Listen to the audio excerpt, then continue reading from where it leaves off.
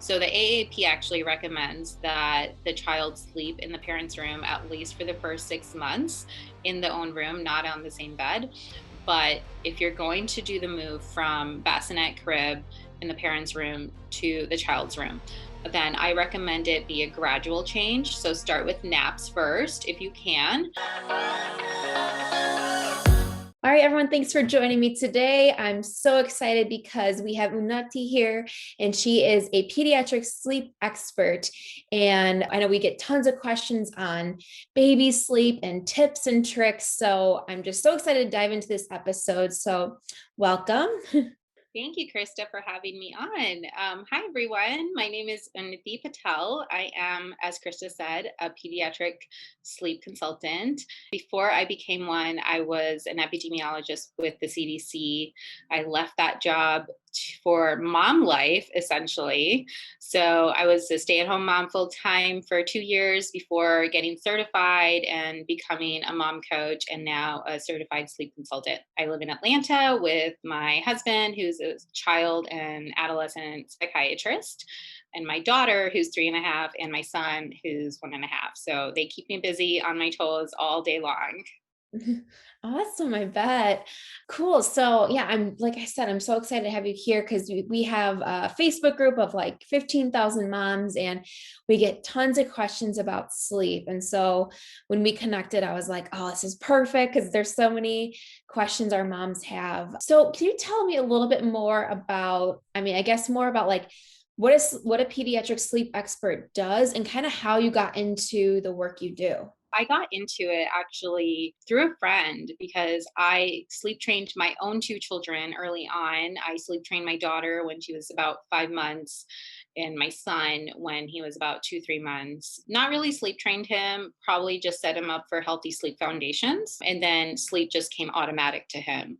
And then after doing that, I was helping my friends and family with their own children. And then one of my friends suggested, why don't I do this professionally? And I'm like, you know what? I should do this professionally. So that's how I became a certified pediatric sleep consultant. I got my certification through My Sweet Sleeper, which is owned and operated by Rachel Mitchell, who is also a certified pediatric sleep consultant. She's been in the field for over 10 years now. I really enjoyed getting my certification through her agency. She's a great person, a great resource, and I'm so lucky to be on her tribe. And as a certified pediatric sleep consultant, my day to day activities are basically client calls, text messaging if I have active clients. I spend a lot of time on my phone, social medias to advertise my services, to get clients. Writing and researching are two big components that I spend a lot of time on as well.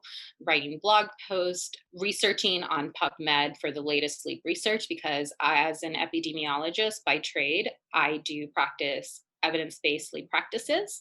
So whatever the AAP recommends for safe sleep, I practice those as well. Now, I do have clients that do co-sleep or bed share, I should say, that I do help if they're ready to transition the baby or child to their own crib. I do help them with that transition, but I don't actively work with clients who bed share because I do follow the AAP safe sleep guidelines. All right, awesome. So busy, a lot, Yes. do a lot of different things, which is awesome. I know sleep is a big concern from a lot of parents. So on your page, you talk a lot about the foundations for healthy sleep with environment, nutrition, and routine. So can you talk a little bit more about this? There's four pillars of healthy sleep foundations. One is environment, setting up the safe sleep environment for your child, whether that's in the bassinet in the first few months of life or in the crib. Now, some parents do start their baby in the crib as soon as they bring them home, which is fine as well. I do recommend for C-section mamas, especially, to have a bassinet that's close to their bed so there's less movement for the moms. So setting up that, having a dark space for their naps and bedtime is also essential. Setting up a white noise machine because when they're in the womb, it's very loud for them. So we want to replicate that loudness when they're outside of the womb as well. So yeah, setting up a safe sleep environment that's conducive to sleep is very essential. And then the next one is nutrition. Nutrition is huge, whether you're breastfeeding, formula feeding, whatever the case is, as long as you're getting enough calories, enough ounces in your baby's body throughout the day, then their nighttime food intake will be lower and their sleep will be greater. But we do want to maintain adequate nutrition throughout the day and night as needed. And then the third is awake windows. We want to follow age appropriate and developmentally appropriate awake windows that will help child from not getting too overtired, but also get them to sleep in the age appropriate window where they will give you a long stretch of sleep for their naps and they will not be overtired. It varies depending on their age. So it just depends on what age your child is in. I have great resources on my page with awake windows, so be sure to check that out. And then the last thing is routine. We want to establish routine from day one, whether that's for naps or bedtime. Now, as the baby is younger, the routine's going to be shorter, but what I've noticed personally is as they get older, the routine gets longer because the toddlers are prone to delay bedtime and they will come up with any excuse in the book. I want water. I'm hungry. I want a snack. I'm too cold. I want socks. Anything to delay bedtime. So your routine is going to get longer. But yeah, I say to have a consistent routine for naps, keep it about 5 to 10 minutes for naps, and then a consistent routine for bedtime, which is about 25 to 30 minutes max. Okay, awesome. Yeah, I know we get a lot of questions about routines, about how early should they start routines. So that I think a lot of parents will like hearing that about, keeping a routine. And I'm sure that's something too that, with different age, growth spurts, routines are going to, change and evolve as well. Yeah. Yeah. And one thing I want to let parents know when it comes to awake windows, they get a little confused. So if you have a 3 hour awake window, then that is the time that the child wakes up from their last nap to the time that they fall back asleep, either for their second nap or for bedtime. So that is considered the full awake window. Now, if an awake window is 3 hours long, then you want to start that routine about 15 to 30 minutes before that awake window ends. So it just depends on if you're dealing with a nap or the bedtime. All right, another big question that we see is about the 4-month sleep regression. Yeah. So, what are some signs that your baby is currently going through it? And what are some tips during this time? Because I know it's a really tough time on moms and dads. So, what are some awesome tips that that parents can go away with? The 4 month regression or regression in general are not really true regressions. They're actually developmentally appropriate progressions that occur naturally in the baby. And they can occur throughout the first year and a half. And the most common one, or the first one that parents experience, is the 4 month regression. It's a sleep regression, but it's actually the progression of them developing into mature sleep cycles. And it's one of the hardest ones for parents because it catches them off guard. Some signs to look out for are when their sleep patterns change. All of a sudden, they go from sleeping 3 hours stretches at night or 5 hours to waking up every hour, every 2 hours at night, or short naps during the day. Like if they were taking an hour and a half nap and they all of a sudden have 30-minute naps, and that could also be an indication that they're going through a regression. Increased fussiness, any appetite changes, things like that, or even early rising can also be signs of them going through a regression. Now, one thing that I tell my clients to do when they are in a regression or in a developmental progression is to stay consistent. Do not introduce any new habits or don't do anything new to your baby. Keep doing what you've been doing and they will automatically get back into the groove of sleeping like they were just a few days before this hit them. So, a lot of parents during this time, because they're so overtired themselves, they tend to get the baby in their bed or start nursing to sleep or rocking them to sleep or forming these new habits that could actually then be harder to change once the regression of sleep is over. So, my only advice is to stay consistent and just continue to do the things you are doing before they hit the sleep regression. So you said it's a sleep regression, but it's a progression and because they basically need it to happen. Yeah. So are Because they're there developing new skills. And so, if you notice, like for the 4 month regression, what is actually happening is that they're progressing their sleep cycles into the more mature sleep cycles. And then during the 6 month sleep regression, that progression is actually happening because they're going through a big developmental leap. Some start crawling, some start teething, whatever the case is, they're going through a developmental leap that's causing the sleep regression. So it's not really a sleep regression, but it's actually a progression that their body needs to developmentally increase in skills Mhm. that leads them to the regression in sleep. Okay, so it's kind of more of like a cause and effect kind of thing. Exactly. Yeah. Right. So you want it to happen because you want those progressions in your baby, right? You want them to start crawling, you want them to start babbling more. So you want them to have those experiences. So you just want the sleep regressions to pass on its own, and it will. It just takes a few days. And so we kind of talked a little bit about naps. So I know this will, change from baby to baby and age to age, but Yeah. when you get to the point where you're ready to start dropping naps as your child gets older, how and when do you kind of recommend parents to do that? Dropping naps can be tricky because there is signs that they need to look out for, and they need to occur for more than just 1 or 2 days, right? You need to notice signs for a few days at least. I say about 6 to 8 days, 10 days preferable. If they notice these signs for that long, then they should transition to drop a nap. And these signs can be either the baby just refusing naps, either short naps, they're rising earlier in the morning from bedtime. They're just being crankier throughout the day, and their schedule is just off. If Mhm. you notice those signs for a few days, then I'd say it's time to drop a nap. And I also have a chart on my Instagram that shows you what are those age appropriate frames when it's appropriate to drop a nap.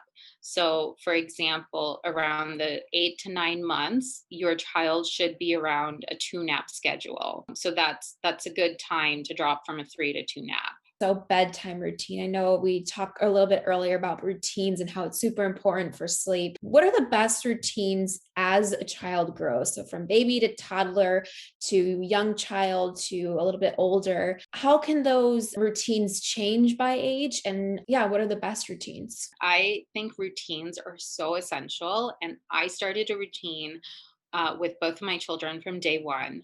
So, like you said, Krista, as a child gets older, their routine changes. So, for a newborn, their routine can be as simple as feeding them, breastfeeding or bottle feeding them, giving them a body massage, if not a bath. Usually, typically, newborns don't get a bath every day. So, you can give them like a lotion massage or something like that, just a sensory touch kind of routine, and then read them a story, sing them a lullaby, and then place them to bed, right? You want to make sure you're swaddling your newborn. I love the Velcro swaddles for newborns because they keep them snug and tight and ensure that the blanket swaddles are going to unravel sometimes. So the Velcro ones make sure that they don't unravel in the middle of the night. Newborn routine can be as simple as that, and it can be as short as 10-15 minutes. As they get older, probably after the 4 or 5 month age, I like to see a routine about 20 to 30 minutes long. And those routines can be a bath because by that time they're probably getting a bath every night, depending on the baby and the mom and dad's lifestyle. So if they are getting a bath every night, I'd say give them a bath, do a bottle or breastfeed, and then read them a book, do story time, do, if there's other siblings in play, then do playtime with the sibling, or have the sibling involved in the baby's bedtime routine. So have the sibling read them a story, sing them a song, or something like that, just to make it more interactive if you have more than one child, and then place them in bed. Now, as for toddlers, it gets a little tricky as they get more vocal and they're walking and talking more. It gets harder and the routine gets longer, like I mentioned. So it's kind of good to still set the time frame. And one tip that I love to give clients is to use a timer system. So that's a great way to get your toddler involved in the routine as well. You can set a timer, set a 5-minute timer for a bath, set like a 5-minute timer for books, and so forth.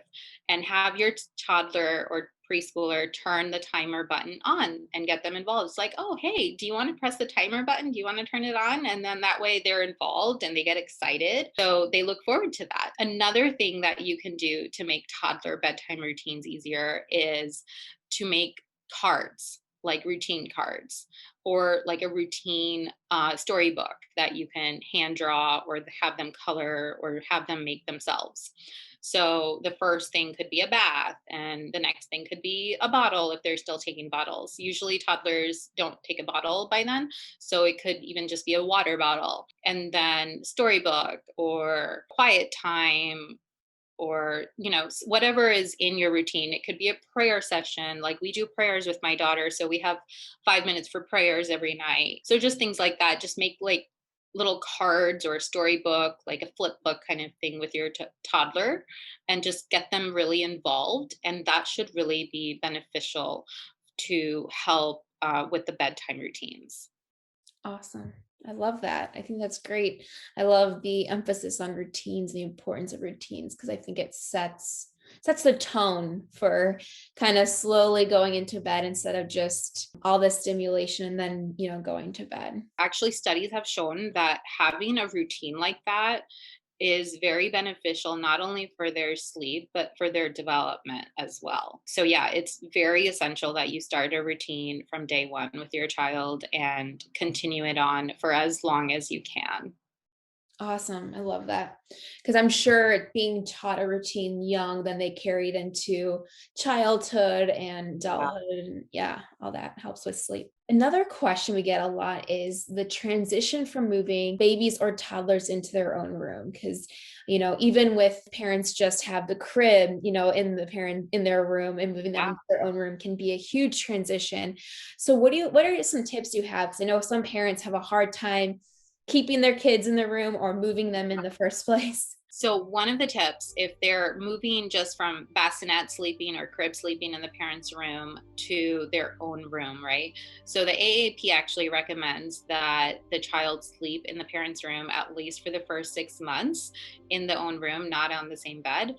But if you're going to do the move from bassinet crib in the parents' room to the child's room, then I recommend it be a gradual change. So start with naps first. If you can, you can move the crib or bassinet into the child's room. Now it's going to be easier if it's a bassinet first rather than shifting the crib back and forth. I would definitely try to transition during naps first. So have the child nap in their room, and if you need to set up the crib in their nursery and you have a pack and play, then you can also use the pack and play at night in the parents' room while you're doing these gradual transitions. So, yeah, start with naps for a few days, and then you can work to transitioning them for night sleep. When you're doing the transition for night sleep, you may want to just stay in the room until they fall asleep, or maybe even just set up like a cot or something in the bedroom so the parent can sleep there for a night or two, just to make sure that the child is okay. Now, if you have a monitor system, which a lot of parents do, then you technically don't have to sleep there. You can just monitor the baby and just see if they're doing okay. And that works as well for a lot of people. What I like to recommend is to have a piece of the parent's smell in the crib. So if they have a bed sheet or a crib sheet that the parent can sleep with for 1 or 2 nights and then put it on the crib. So that way the crib sheet has the parent's smell. So that smell is kind of nurturing and soothing for the baby because they sense the parent's smell in the crib, even though the parent physically isn't in the room.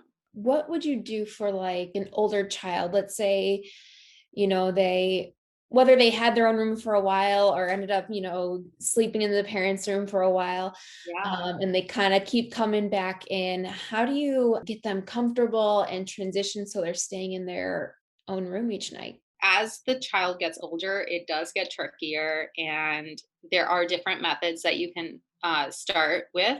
One of the first ones I would probably do is probably it's called the chair method. So just having you sit in the child's room until they fall asleep, and then gradually back off. So take a few steps, move the chair if you're using an actual chair. If not, then just take a few steps back towards the door until the child has fallen asleep in their own room. Another way to do it is you place the child in their bedroom, leave the door open, tell them that, oh, mommy's going to go get some water. I'll be right back. And then within like a few seconds, you go right back into their room and they feel secure that, oh, mommy's coming right back. And they actually trust you that mommy's coming back. And trust is a big factor when it comes to sleep training and anything in parenting, right? Because you want the child to trust you. Another thing is that you want to make sure that you spend a lot of one on one quality time throughout the day with your child so they feel that sense of security. Any kind of 10-15 minutes of one on one time, especially if you have more than one child, just give it to that one child and they'll get a sense of security from you that it's okay, and things will just happen, and that I'm safe in my home, I'm safe in my room, and I'm safe with my parents. Sometimes kids just need that extra security. Mhm. Love that. That's a great tip. And I mean, I saw your Instagram and you cover so many different topics regarding sleep, and there's so many different factors. But for parents listening, I know it can be a very, overwhelming topic because sometimes they don't know where to start, especially those listening that are pregnant right now, hearing about, lack of sleep. So what's a tip that you think every parent should know about sleep, or some advice you like to tell your clients? So, one thing that I always tell my clients is that sleep is a necessity. It's a necessity for you as parents, as well as your child to development and grow appropriately. So, and then another thing that parents always say is like, I don't want my child to cry. Well, I tell them crying is inevitable. Sleep doesn't have to be, right? Your child is going to cry. It's going to happen, whether they're sleepy, whether they're hungry, whether they're tired. But you feeling tired and sleepless at night doesn't have to be. There's things we can do to change that, because sleep has a direct impact on our mental health and our capacity to function during the day. So it is essential that we as parents, especially if we're working parents, right? Now, stay at home moms are working as well, because I'm one. So we work, everyone works, but at the same time, we need our sleep at night to function. So if you are getting just broken sleep, even though it totals about 5-6 hours, if it's broken, you need more sleep.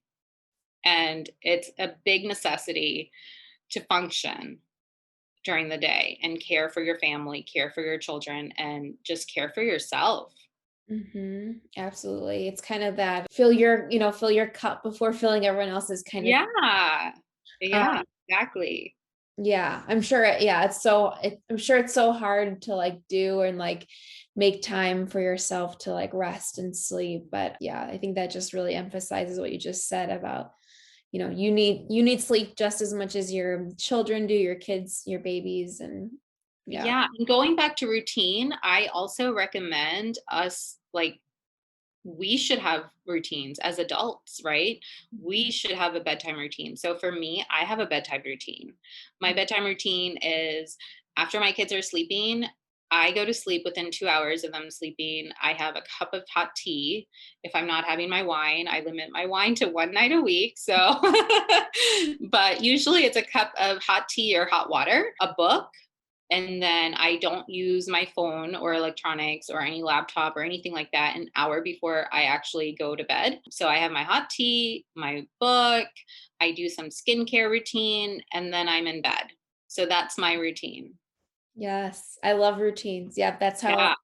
that's how I am in the mornings. I never used to be a routine person, and I would be like waking up by the seat of my pants and always being late. And then I started reading books about like routines and waking up early. And now I'm up early. I usually make, yeah, tea in the morning, drink some water, read my book. And yeah, definitely helps kind of like set the tone, like you were saying, starts your day Yeah. off and ends your day on like the kind of the right foot.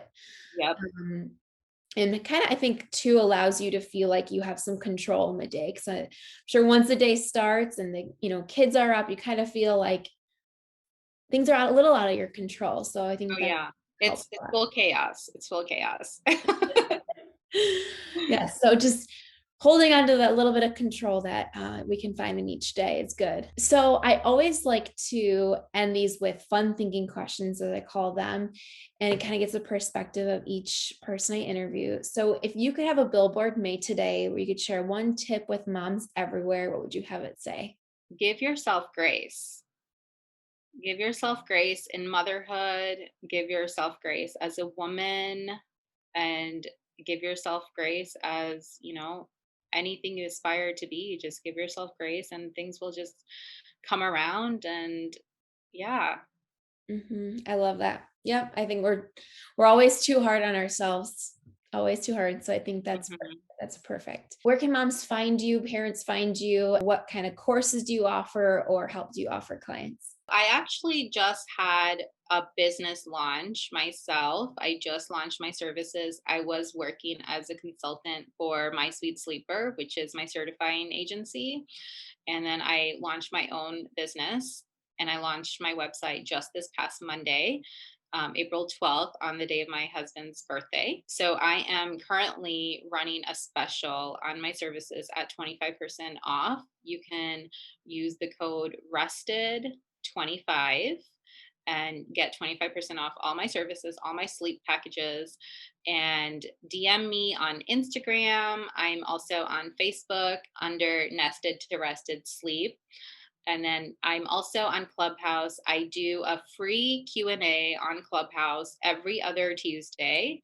I just did one on this Tuesday, so I'll probably do one again in 2 weeks. The Tuesdays I'm not doing a Q&A on Clubhouse, I'm doing it on my Instagram. So every Tuesday I'll be doing a free Q&A.